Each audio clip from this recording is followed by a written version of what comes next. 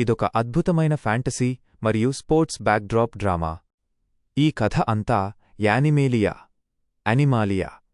అనే ఒక ప్రత్యేకమైన జంతువుల ప్రపంచంలో సాగుతుంది. అక్కడ ప్రతి సంవత్సరం జంతువుల మధ్య అత్యంత ప్రతిష్టాత్మకమైన ఒలింపిక్స్ లాంటి స్పోర్ట్స్ టోర్నమెంట్ జరుగుతుంది. ఆ టోర్నమెంట్లో గెలిచిన వారికే GOAT greatest of all time అనే బిరుదు దక్కుతుంది. ఇంతకీ అసలు కథేంటి?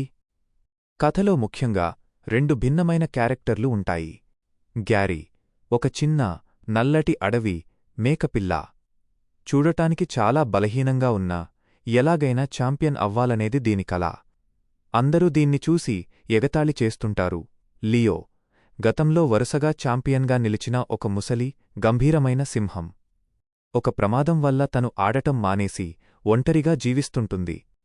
శారీరకంగా చాలా బలంగా ఉండే పులులు, చిరుతపులులు, ఎలుగుబంట్లతో పోటీపడి ఈ చిన్న మేకపిల్ల గ్యారీ, ముసలిసింహం లియో దగ్గర కోచింగ్ తీసుకుని ఎలా ఛాంపియన్గా నిలిచింది, అసలు ఆ జంతువుల ప్రపంచంలో GOATగా ఎలా ఎదిగింది అనేదే ఈ సినిమా మెయిన్ స్టోరీ.